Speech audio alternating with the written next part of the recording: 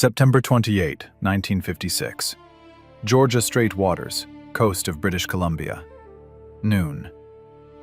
On the surface of leaden water rocks a 125-foot yacht, Taconite. This is not just a vessel. This is a floating fortress of teak wood and steel, built back in the early Great Depression. On board reigns absolute silence, broken only by the creaking of rigging and distant cries of seagulls. In the mahogany-paneled wardroom, a 74-year-old man is preparing for lunch. He is tall, slender, wears glasses in a thin frame, and an impeccably tailored suit, even at sea.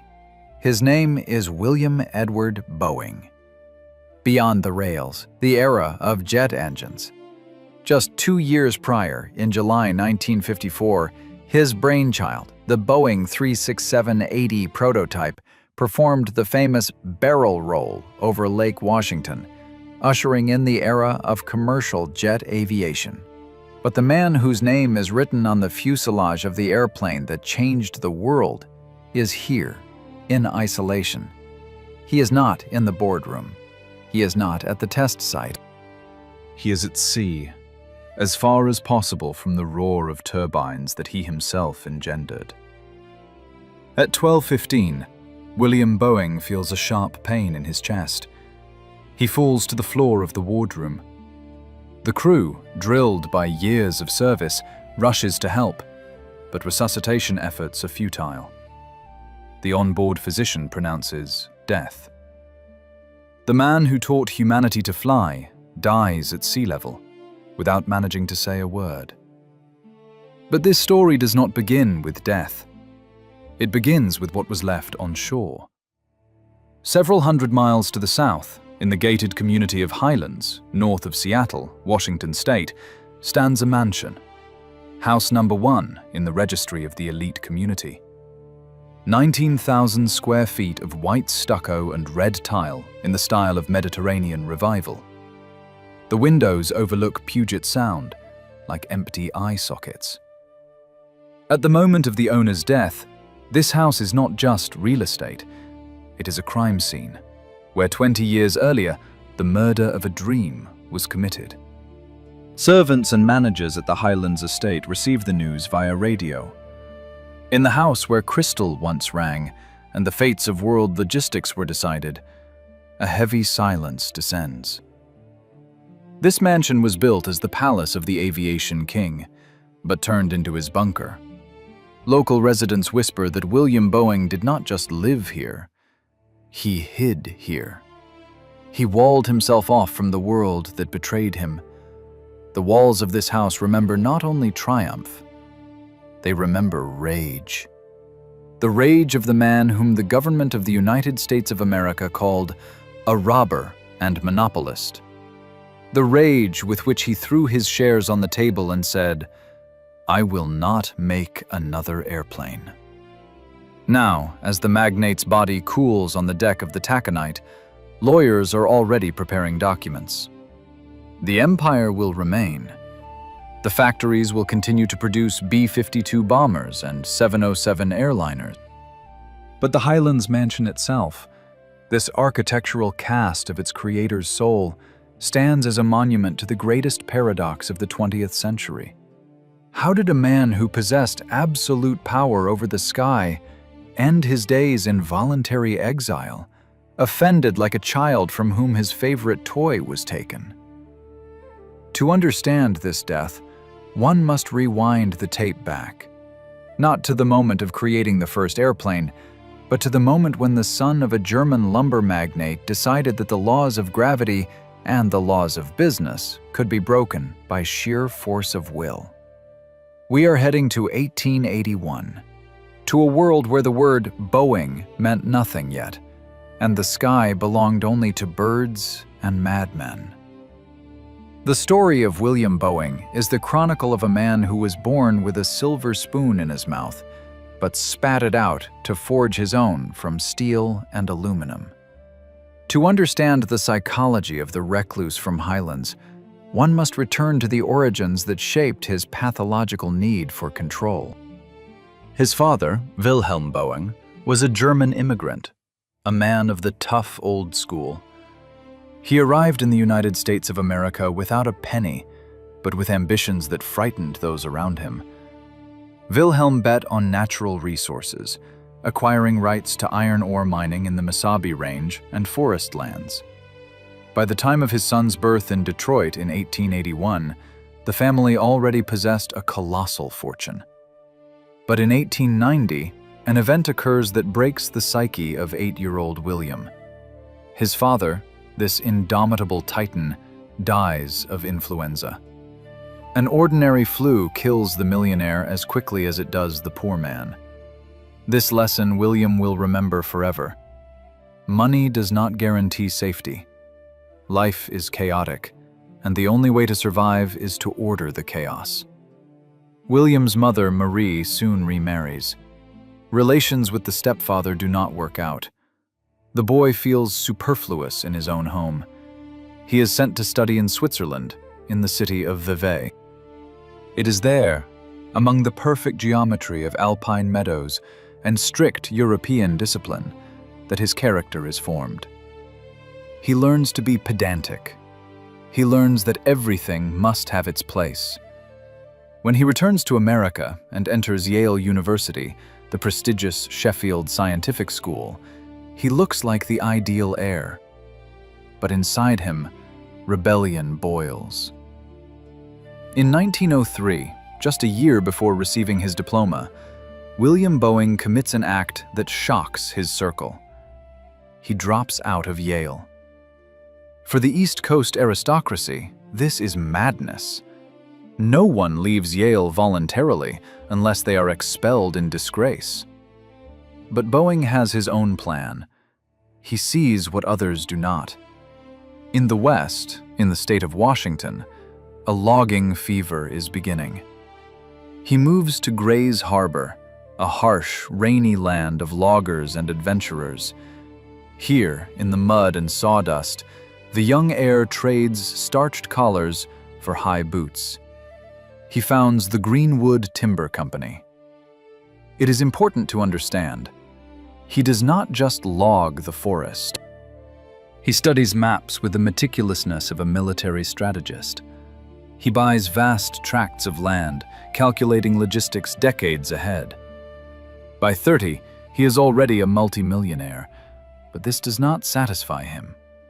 The forest is money, but the forest is land, and Boeing looks upward. The turning point comes in January 1910.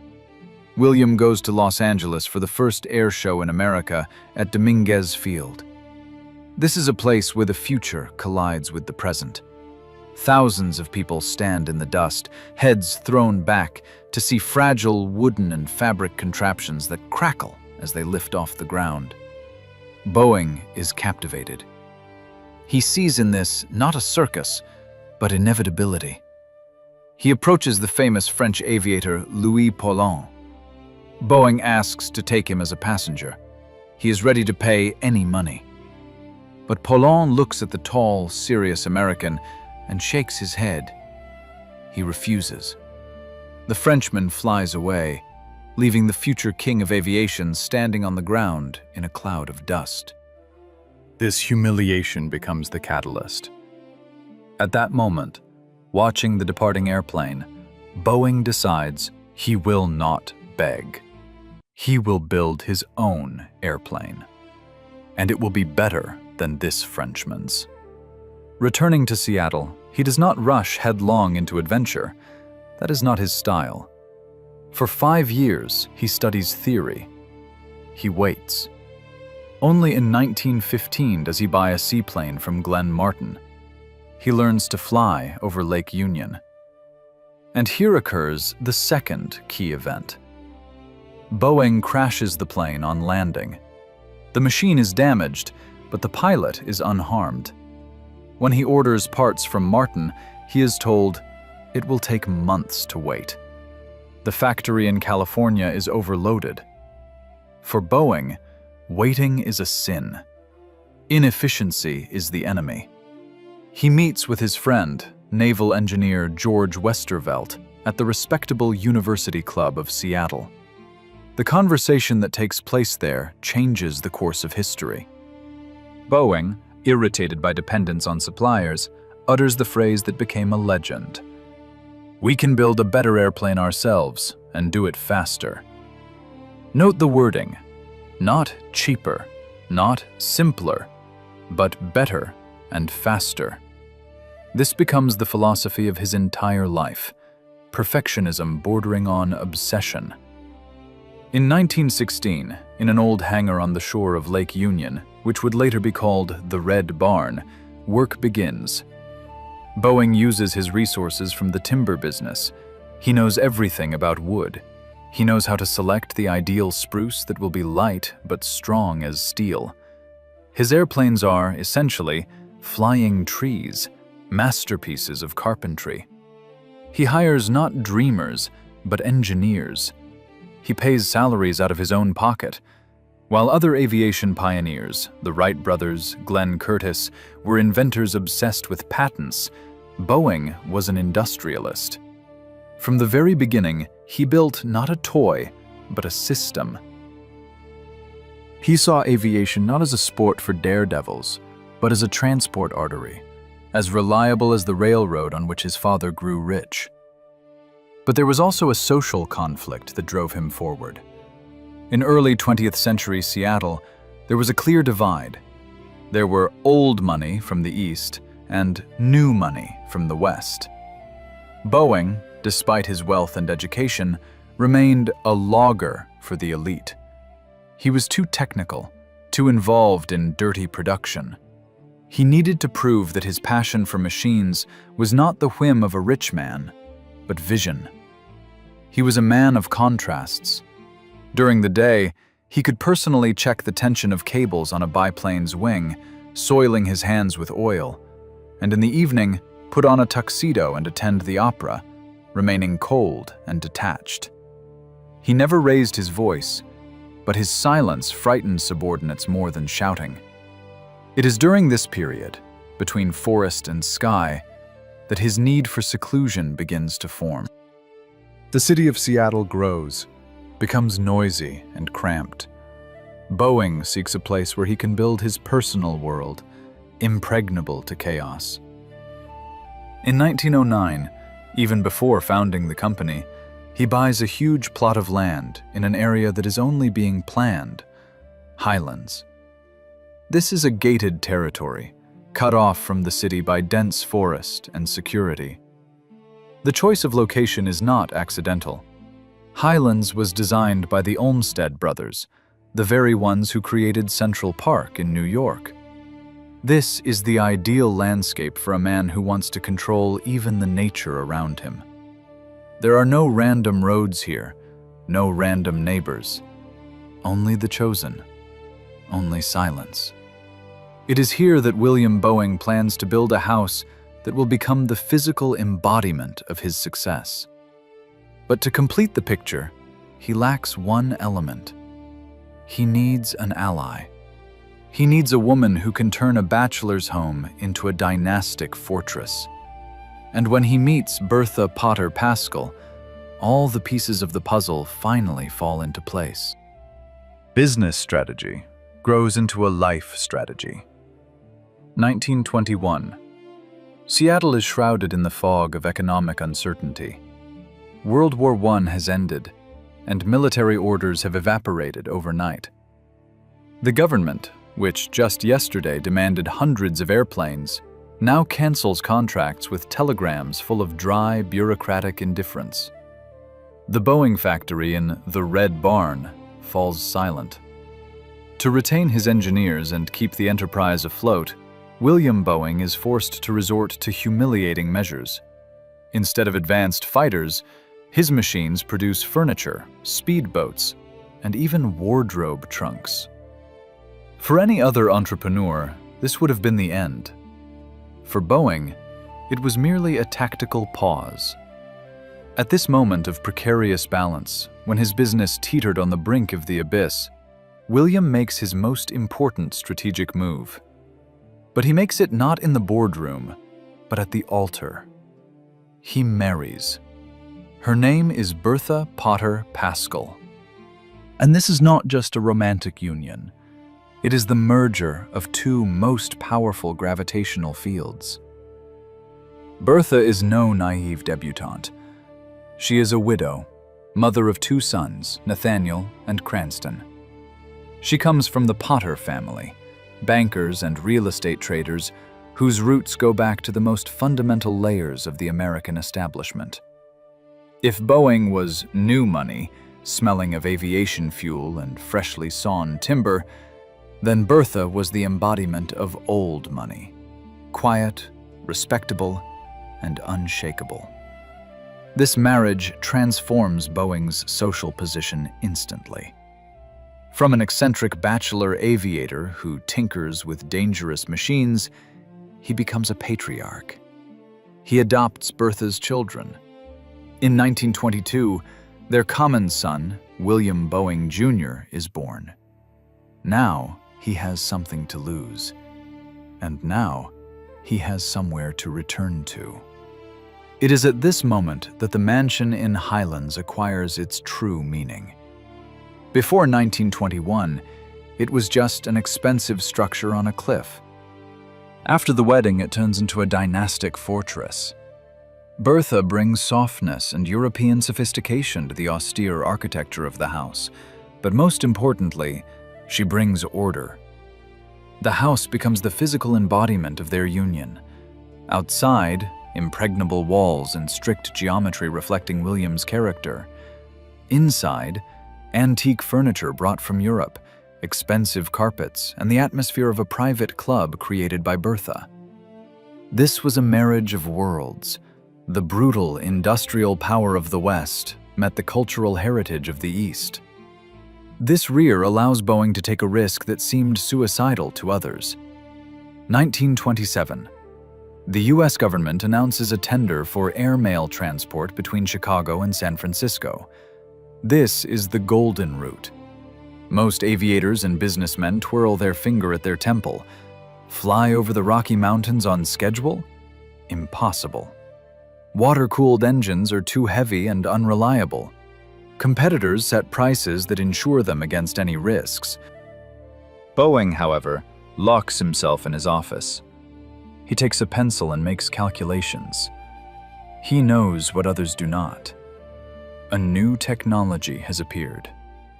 The WASP engine from Pratt & Whitney, with air cooling. Lighter, more powerful. If installed on a new glider, more cargo can be carried. He stakes everything. He submits a bid with a price that seems absurdly low, almost twice as low as the nearest competitor. Newspapers call him a madman. Bankers are horrified. But Boeing is calm. He is no longer just a dreamer. He is the head of the clan. Behind him, Bertha and Highlands.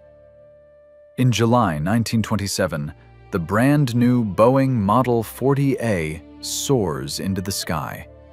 The airplane handles the task brilliantly. 25 airplanes are built in 5 months. This is a production feat. The airmail contract brings the company not just profit, but dominance. This was the third hook of fate. Victory in the tender allows Boeing to begin grand consolidation. He does not stop at production. He begins buying up everything. Engine factories, Pratt & Whitney, propeller manufacturers, Hamilton Standard, the airlines themselves. By 1929, he creates a monster, United Aircraft and Transport Corporation. This was the world's first vertically integrated aviation giant.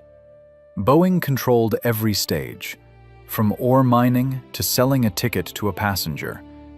If you flew on an airplane in late 1920s America, you most likely flew on a Boeing airplane, with a Boeing engine, on a Boeing airline.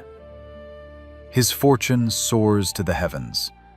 The corporation's shares grow in geometric progression. But note the contrast that will become fatal. While his empire expands, capturing the sky over the entire continent. William Boeing himself increasingly compresses his personal world to the size of the Highlands estate. He begins building a wall between himself and the public. The louder his airplanes roar, the quieter his home becomes. The success of 1929 is the peak. But precisely at the peak, where the air is thin, it is hardest to breathe. While Wall Street applauds the genius of consolidation, in Washington, D.C., clouds begin to gather. Politicians look with suspicion at the man who owns the sky. The word monopoly has not yet been uttered loudly, but it already hangs in the air like the smell of a storm. Boeing, intoxicated by success and protected by Bertha's love, does not notice how the wind is changing. He believes his contribution to progress is obvious. He believes facts are more important than politics. He believes the system he built is ideal. This was the engineer's mistake, trying to apply the laws of physics to human envy. Meanwhile, he returns to Highlands.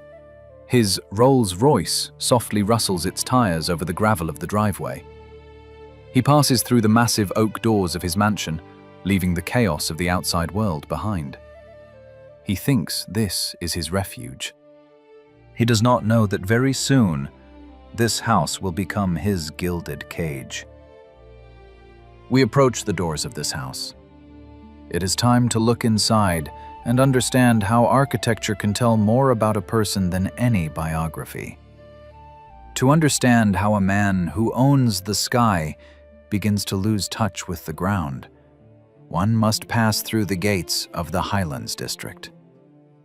We are in the mid-1920s. North of Seattle's smoking chimneys, hidden behind a wall of century-old Douglas firs, lies a world that is not on tourist maps. This is not just a rich neighborhood. This is a state within a state. Highlands was designed by landscape architects the Olmsted brothers with one single purpose: invisibility. The roads here wind in such a way that no house is visible from the street. There are no straight lines here, because a straight line is a path for intrusion. At the center of this labyrinth stands William Boeing's mansion. Architect Charles Bebb created not just a house, but a psychological portrait of the client. Outside, it is Mediterranean revival, dazzlingly white stucco contrasting with the dark green forest and leaden gray sky of Washington. The red tile roof burns like a beacon. This is a challenge. Boeing builds a southern palace in America's rainiest state. He tells nature, "My will is stronger than your climate." Let's come closer. The entrance door is massive, made of dark wood reinforced with wrought iron. It opens not with a key, but with a ceremony. When you cross the threshold, the outside world disappears. The sound of wind in the treetops, the noise of the surf in Puget Sound, all is cut off instantly. Inside reigns 19,000 square feet of silence. The first thing that catches the eye is the scale. Ceilings so high that footsteps echo off the walls, turning any guest into a dwarf. But this is not chaotic expanse. This is mathematically calibrated emptiness. The space is organized with the same engineering precision with which Boeing designed the fuselages of his airplanes. Each room flows into the next, logically, functionally, without superfluous corridors. Let's go to the library, the true cockpit of this house. There are no random things here. The walls are paneled with mahogany that has absorbed the smell of expensive tobacco and old paper. Bookshelves stretch to the ceiling. These are not decorations. Boeing was a man who read technical reports as avidly as others read novels. In the center stands a massive desk. It is here, in the light of the desk lamp, that air route maps were spread out, which ensnared America in an invisible web. Note the windows. They are huge, from floor to ceiling. But their function is dual. On one hand, they let in light. On the other, they create an invisible barrier. Standing at the library window, Boeing could see the waters of Puget Sound, where tests of his first seaplanes took place. He could see his ships heading to Canada. He owned the view, but was separated from it by thick glass. This is a metaphor for his life: to see the horizon, but to be isolated from the people living beneath it. The service wing of the house deserves separate attention. Kitchens, pantries, servants' quarters. This is the mansion's engine room. Here labored an army of people whose task was to be invisible. Lunch was served exactly on time. Dust disappeared before the master could notice it. Boeing demanded the same reliability from his house as from the Wasp engine. A glitch in the dinner schedule was as unacceptable as an ignition failure in flight. In this house, receptions were often held, but they differed strikingly from the Great Gatsby parties roaring on the East Coast. There were no jazz bands dancing on tables, no random guests. The Boeing's receptions were strategic meetings disguised as dinner. Imagine this scene. A long table, covered with a white tablecloth, silverware sparkling in the light of chandeliers. At the head of the table, William. To his right, Bertha, who softens his rigidity with small talk. Around, bankers, senators, engineers, people deciding the fate of entire industries. Conversations here were in low voices, but every word weighed millions of dollars. In this house, they did not entertain, they consolidated power. But there is a detail in the house's architecture that reveals the hidden vulnerability of its owner. This is his private quarters. Boeing's bedroom was Spartan compared to the rest of the house. Minimum decor: bed, nightstand, wardrobe. Here, removing the mask of the industrial titan, he was left alone with his demons. Fear of losing control, memory of his father's early death, endless replaying of technical problems in his head. It is in these walls, surrounded by luxury that by today's standards is valued at tens of millions of dollars, that Boeing began to feel the era changing. The Highlands mansion was built as a fortress for protection from the physical world, but it could not protect from the political world. The walls were thick, but radio waves penetrated them unimpeded, and the news that the radio began to bring in the early 1930s was alarming. The Great Depression struck America in 1929, and while Boeing looked at the bay from his castle, on the streets of Seattle, just a few miles to the south, lines formed for bread. The contrast between 19,000 square feet of marble and the plywood shacks of Hoovervilles was becoming not just noticeable, it was becoming dangerous. The house that was supposed to be a symbol of success, in the public's eyes, began to turn into a symbol of greed. People did not see the engineering genius who created jobs. They saw a rich man locked in a gilded cage while the country starved. The architecture of the mansion contained a fatal flaw. It was designed for a world where the elite is untouchable. But that world was crumbling. By 1933, the silence of the library in Highlands ceased to be soothing. It became oppressive. Boeing, accustomed to controlling every screw in his airplanes, suddenly realized that he could not control public opinion. His perfectionism collided with the chaos of human hatred. And at this moment, when the tension between the inner world of the mansion and external reality reached its limit, a force intervened in the equation that could not be calculated with a slide rule. Human tragedy and moral breakdown were already at the threshold, preparing to ring the massive oak door. We are approaching the point of no return. The moment when the creator of wings himself will be pinned to the ground. 1933. America lies in the ruins of the Great Depression. A quarter of the country is jobless. Lines for free soup in New York stretch for blocks. At this moment, the national psyche undergoes a fundamental shift. Heroes of the 1920s, industrialists, bankers, business titans, instantly turn into the chief villains. The people seek culprits. The people thirst for blood. And in Washington, in the capital, politicians are ready to give them that blood. For William Boeing, this year begins in the silence of his Highlands mansion. But very soon he finds himself at the center of a storm that has nothing to do with meteorology.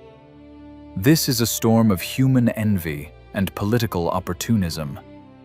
At the center of the drama appears a new character, the complete opposite of our hero, Senator Hugo Black from Alabama. If Boeing was an engineer who believed in efficiency and order, Black was a populist, a virtuoso of public executions. He heads the special committee investigating airmail contracts.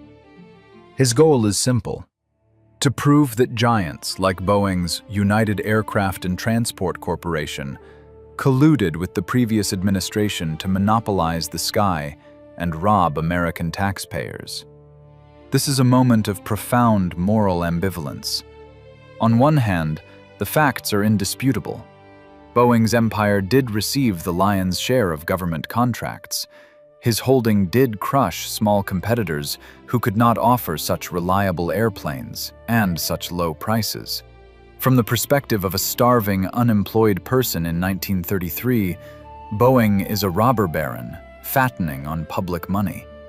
But let us look at this through the eyes of William himself, sitting in his office in Highlands. In his eyes, it looks like monstrous betrayal. He was not a Wall Street speculator trading air. He traded real metal and real risks. When he started, aviation was a deadly, dangerous circus. He invested his own millions, inherited from his father, into an industry that promised no profit. He built factories.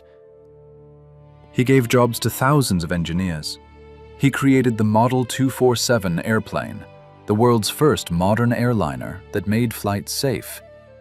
He literally stitched the continent together with his roots.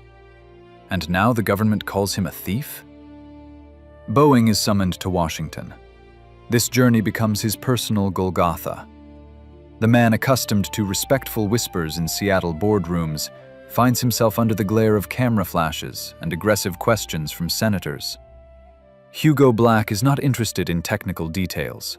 He is not interested in how many years went into developing the air-cooled engine. He needs headlines.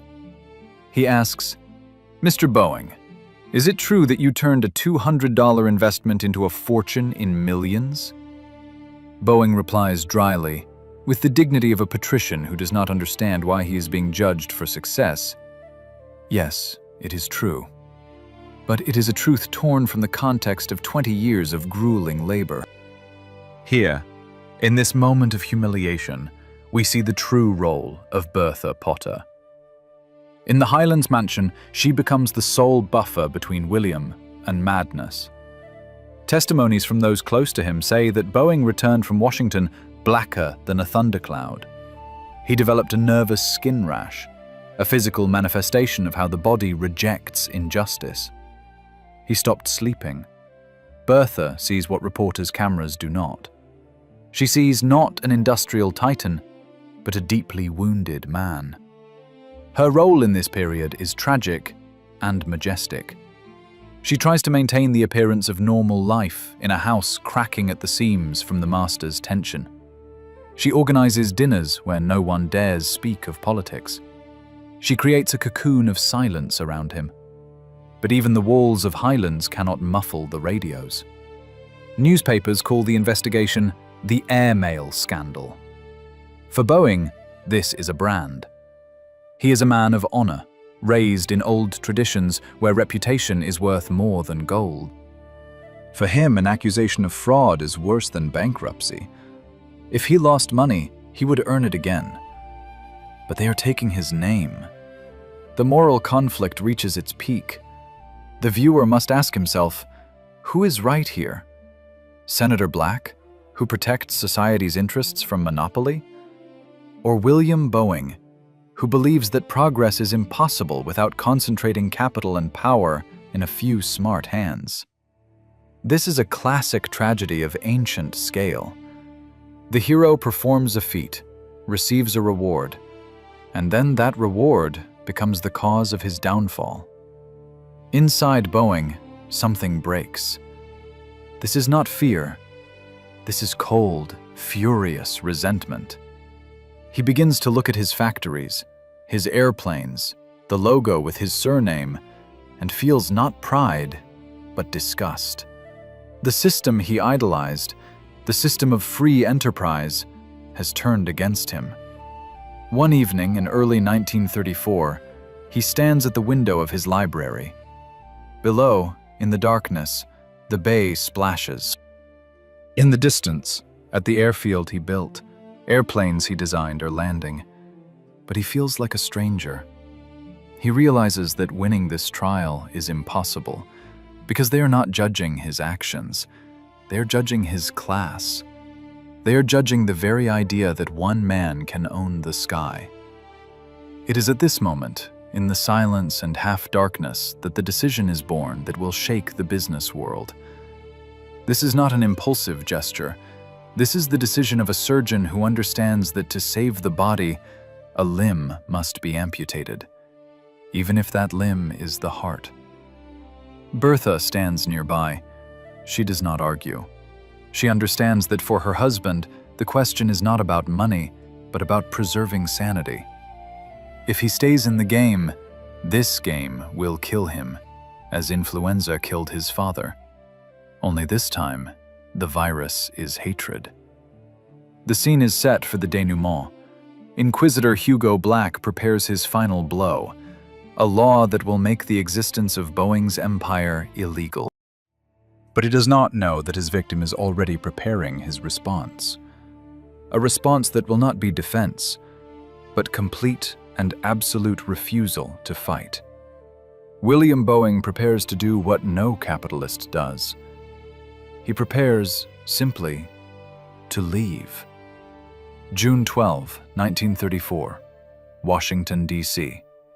President Franklin Delano Roosevelt signs the Airmail Act, known as the Black-McKellar Act.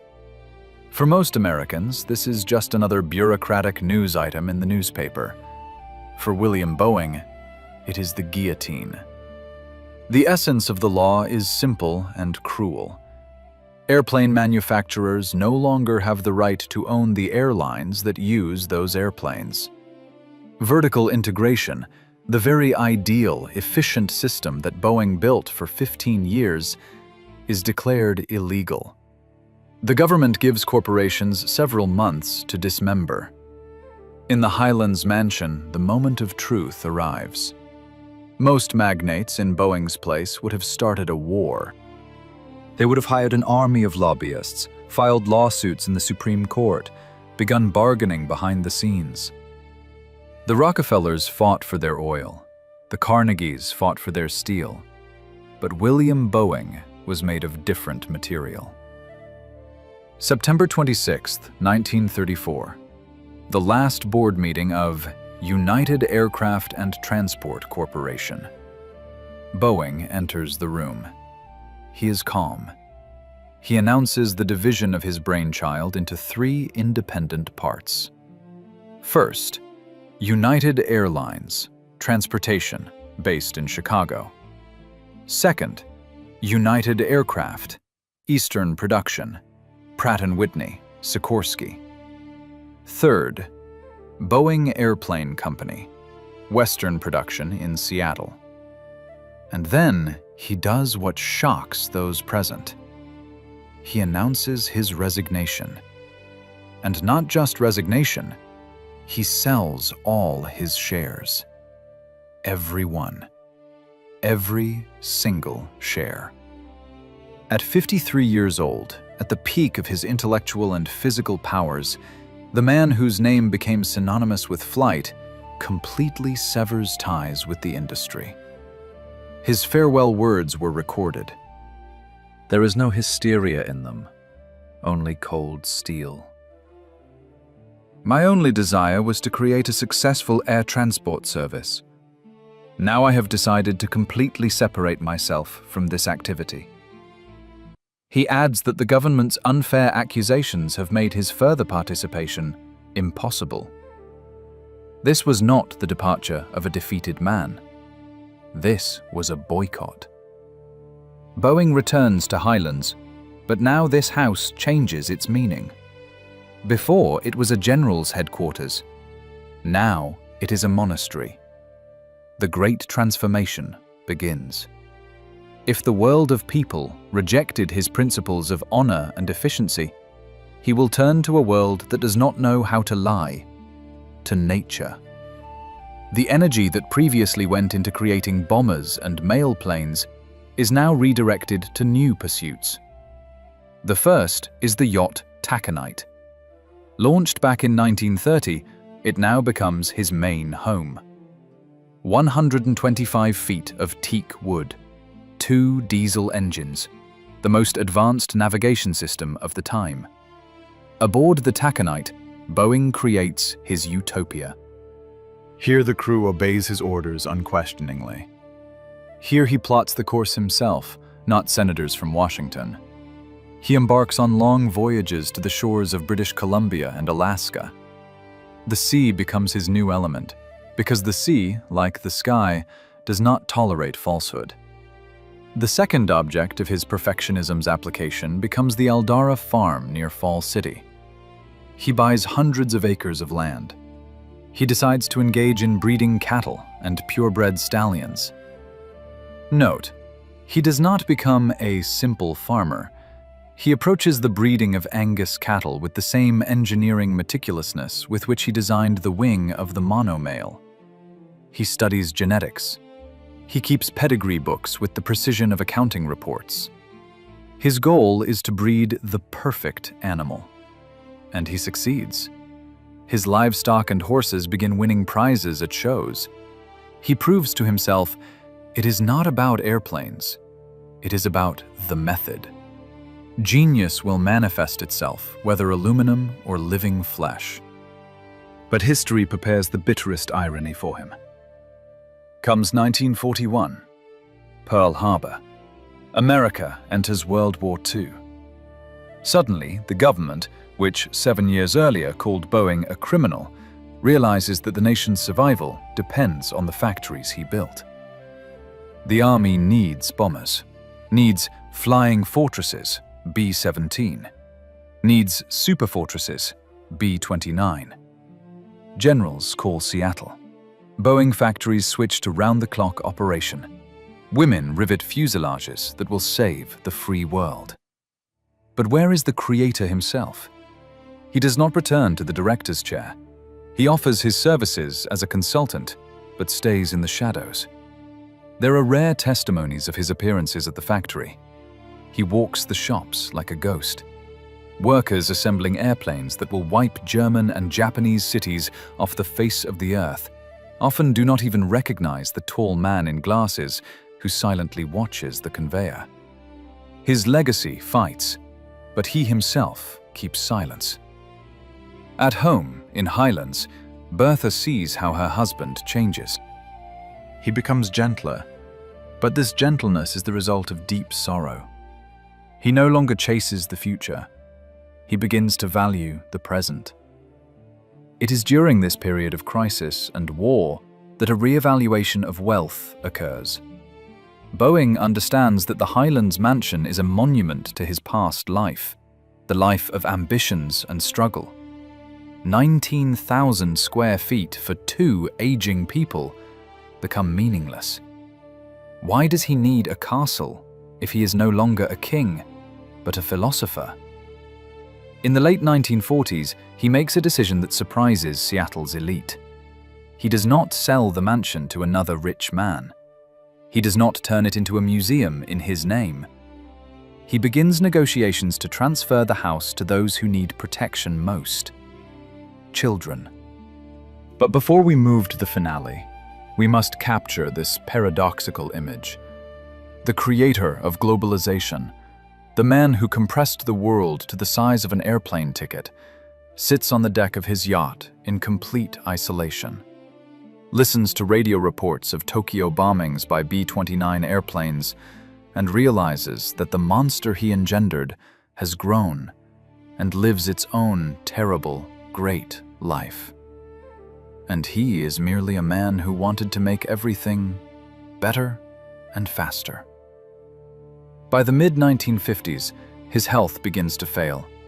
The heart that survived the overloads of early flights and the stresses of court proceedings begins to tire. He goes to sea more and more often. We are approaching the denouement. To that very day, September 28, 1956, the circle closes. 1950.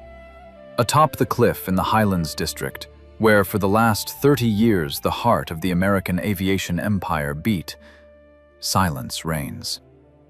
This is not the calm silence of rest, but the echoing, gloomy emptiness of an abandoned temple. Servants remove heavy velvet curtains.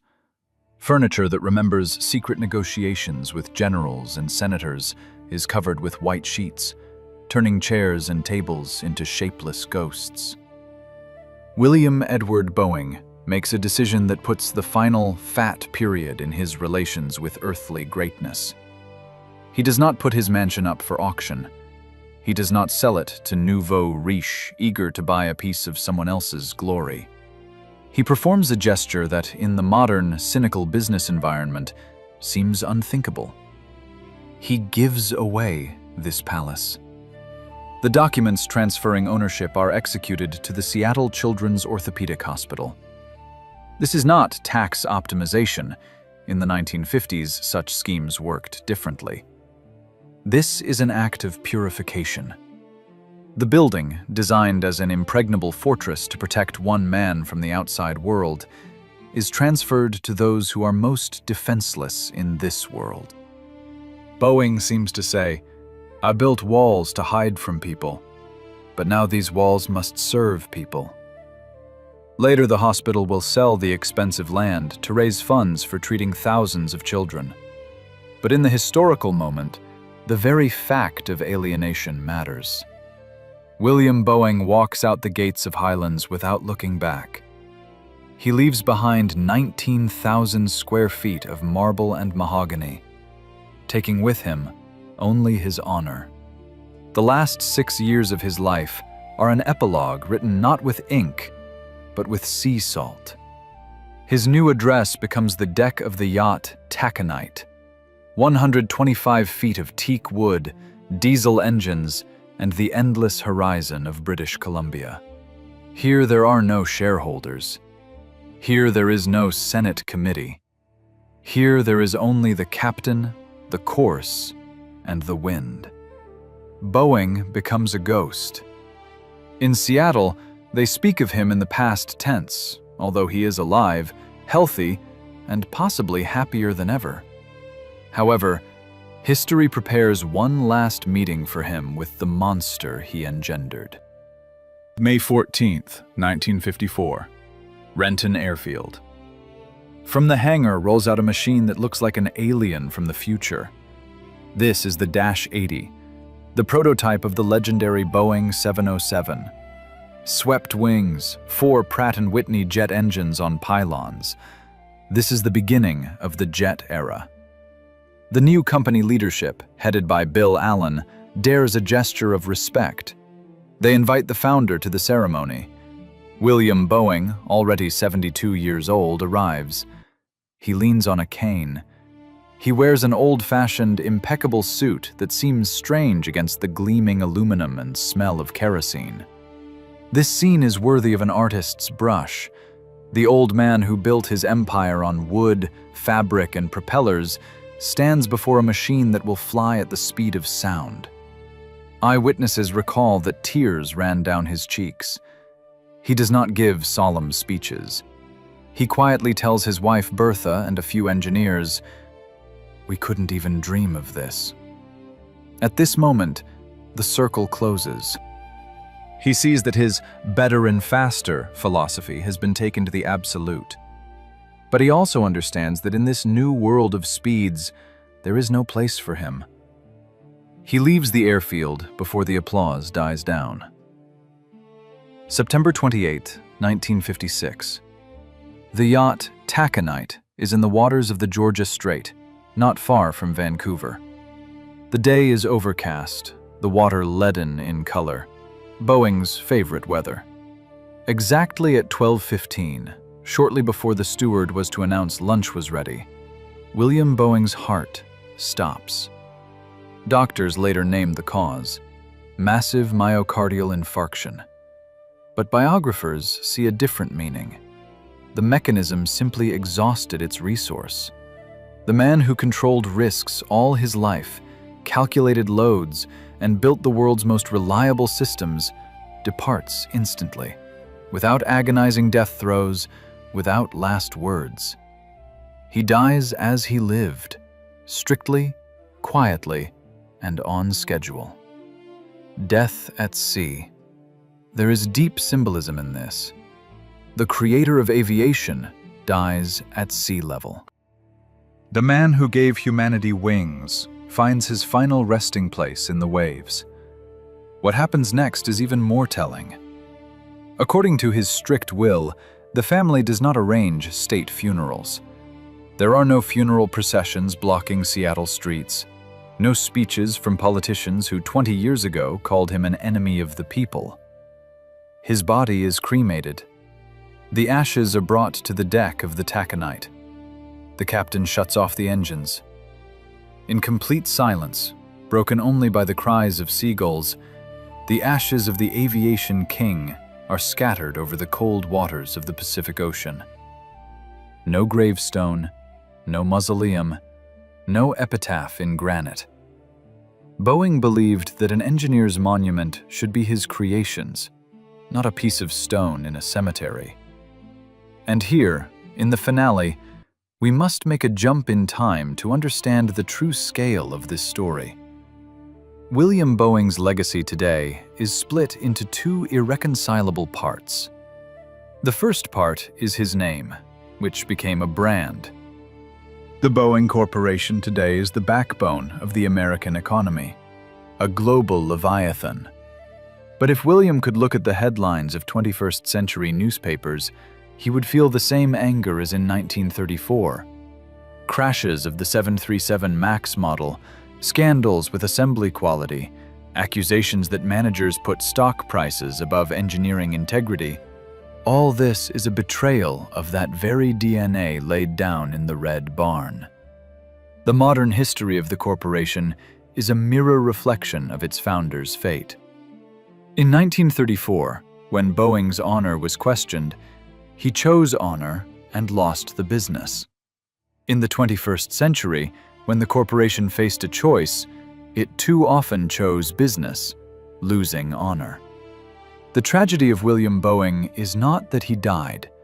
The tragedy is that the principles for which he sacrificed his career were forgotten by the people who inherited his offices.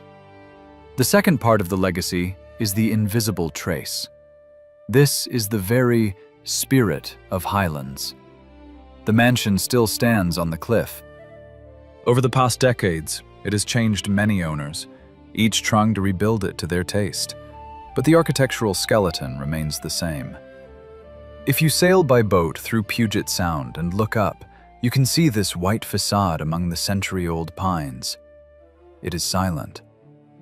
This house is not just elite real estate, it is a monument to human drama. It is a reminder that even the greatest achievements do not insure against loneliness.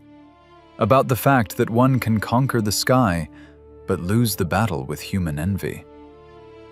William Boeing was a complex man. He was not a dreamer philanthropist. He was a tough capitalist, a monopolist, a pragmatist to the bone. But he had a quality that has become scarce today. This is the ability to act. The ability to stand up from the table on which millions of dollars lie and say, "I've had enough." The ability to understand that there are things more important than market share.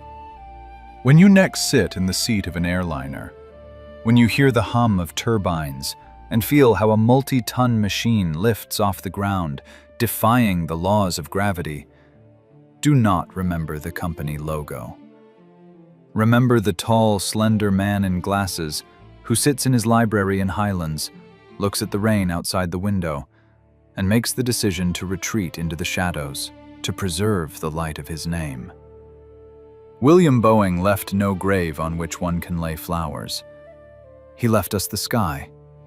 And perhaps this is the only legacy that truly matters. The story of the Highlands mansion does not end with a sale or death. It ends with understanding. We own only what we are ready to let go.